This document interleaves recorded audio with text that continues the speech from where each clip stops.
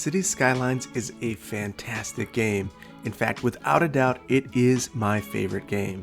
That said, the game is now 6 years old and I can't help but think that a sequel might be on the horizon.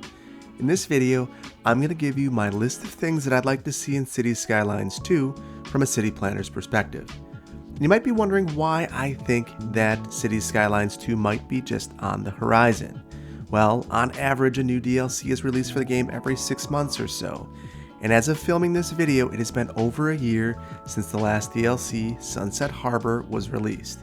This is by far the largest gap between DLC releases, making me think that something might be cooking. So first on the wish list, Parcels. This might seem like a weird way to start, but in my opinion, it's one of the biggest things missing in the game and could be a core mechanic that could improve the realism of the cities we create. Parcels are everywhere. All land is divided into parcels and owned by either a private party or the general public. Cities uses grids of squares to approximate parcels. However, the squares relate to the space that a building can take up, and the building includes everything from parking to yards in the case of residential parcels. Imagine the squares relating to the buildable portion of a parcel, so the place where the primary structure would be, such as a house or a store, and the accessory uses or features of that parcel, such as garages, driveways, fences, parking, landscaping, all being procedurally generated within those parcels. This would ensure that no two houses in the entire city look alike. Part and parcel to that, see what I did there, would be the addition of zoning codes. The game is fundamentally missing the tools needed to create a realistic zoning code, and that's a huge omission. It tries to approximate a zoning code by the implementation of districts, but it's rather convoluted and doesn't allow for some of the more nuanced specifications contained in a zoning code. A zoning code generally contains information such as parking requirements, setback requirements, minimum lot size requirements, height minimums or maximums, and the amount of signage allowed on a commercial property. These types of specifications can have a dramatic impact on the form of the built environment and make a place feel unique. For example, a downtown might have a lot setback of 0 feet, whereas a residential property might have a minimum of 10 feet. This means that in the downtown area, a building would be pulled right up to the sidewalk, whereas that residential property would have a front yard no smaller than 10 feet. So that can really change the way the built environment feels. I'd also like to see more nuance in the zoning categories. For example, there are many different types of industrial districts. Light industrial, heavy industrial, warehouses, and distribution are all industrial, but they have dramatically different forms and environmental impacts. Similarly, commercial can mean anything from a barber shop or a mechanic shop all the way to an auto dealership or a big box retailer. Having the ability to specify the types of allowable uses within a zoning district would add a great deal of variability to the game. Now, these changes wouldn't just help urban areas, they'd also help rural areas as well.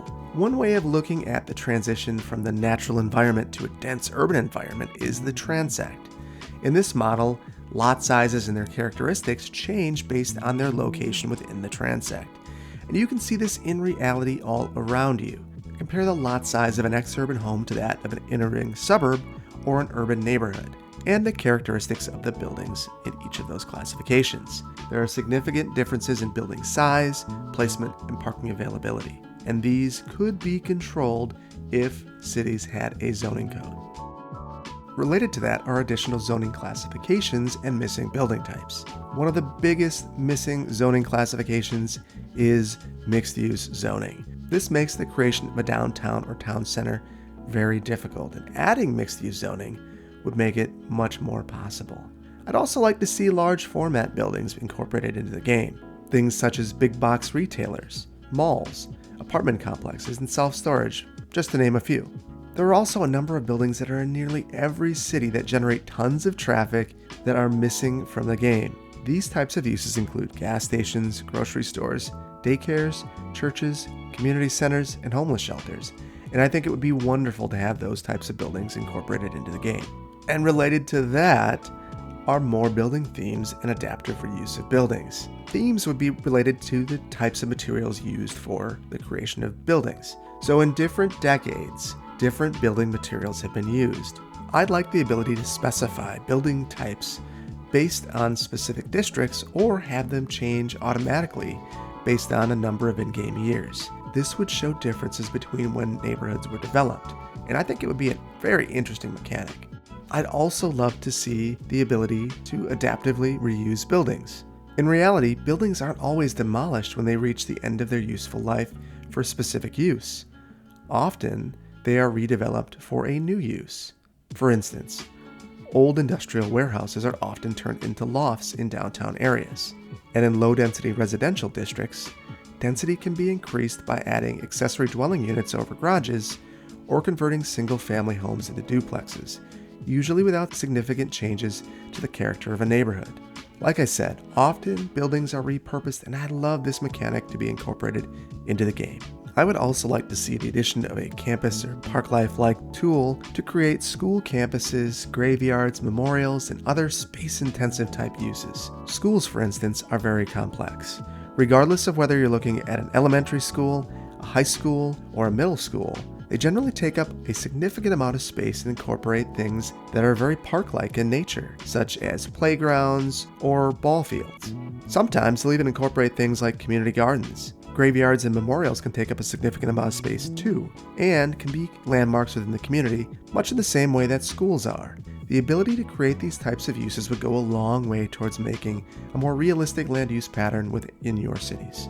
I would also like to see more environmental considerations worked into the game. Right now, you can look at things like the natural resources available in a given land or the topography, but wetlands and soil types, things like that are generally considered when a neighborhood is developed. Now, I don't think getting into soil type is necessarily important, but I do think that incorporating features like wetlands and swamps into the game would be a great addition.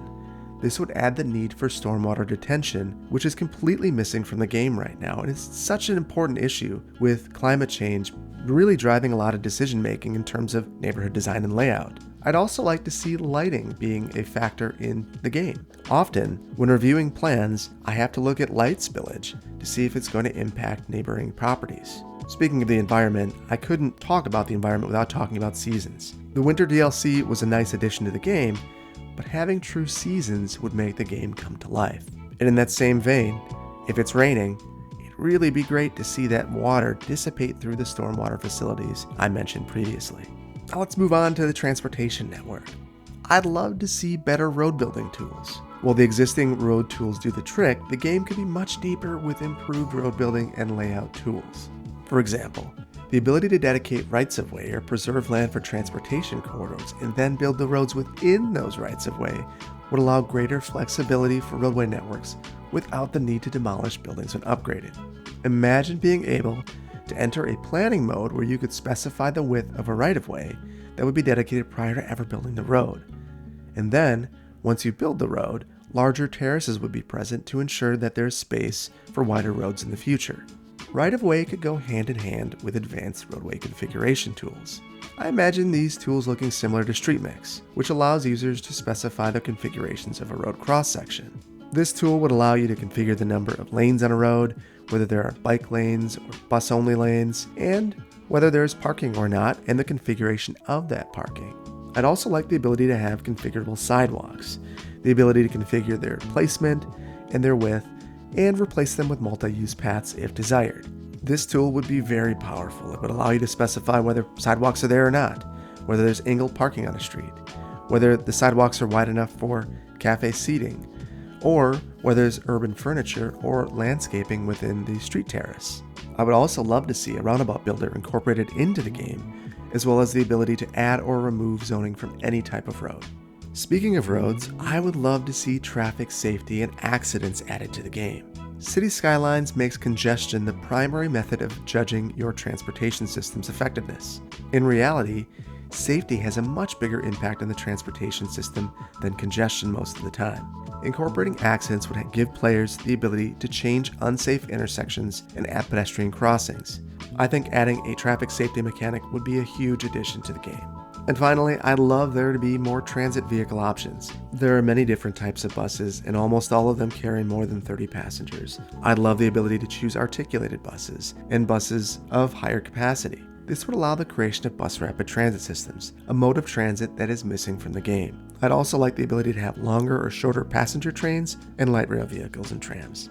Next, I'd like more realistic utilities. As mentioned earlier, right-of-way is an important concept that should be worked into the game. With utilities, having rights-of-way could force pipes to be placed under roads. I would also like the ability to place pipes in areas without buildings and have those areas end up being non-buildable to simulate easements. In addition, I'd love to have the ability to specify policies regarding whether utilities are overhead or buried. In the same vein, all electrical lines in the game are transmission lines. I would love to see additional pole options available in the game. This would be very similar to some of the custom assets currently available within the workshop. Getting a bit more technical, water and sanitary sewer do not utilize the same systems. Perhaps an option to split them could be incorporated into a hard mode. Next, politics and civic engagement should be worked into the game. Imagine you have a housing shortage, yet the elected officials have no appetite for high-density housing. You are forced to only build low-rise development. This is what really impacts development patterns in reality. Or there's a strong political will to implement public transit, and money is set aside for you to build it as quickly as possible. Or let's say the city planner decides to blast the highway through a residential neighborhood. Don't be surprised if there are citizens in the street. Same thing with the university. If the universal education policy is removed, don't be surprised if the students protest. This would give the player accountability for their actions and make sure that there are a few less mulligans than I like to play with. And finally, I'd like to see a more realistic population. Now, I understand that the game uses agents for the base simulation, but I would appreciate a fudge number. Let's imagine that every agent is equivalent to 6 people. List that as the population. Buildings should also have more realistic needs. Realistic Population Revisited mod does add something like this, and it completely changes the construction of a city.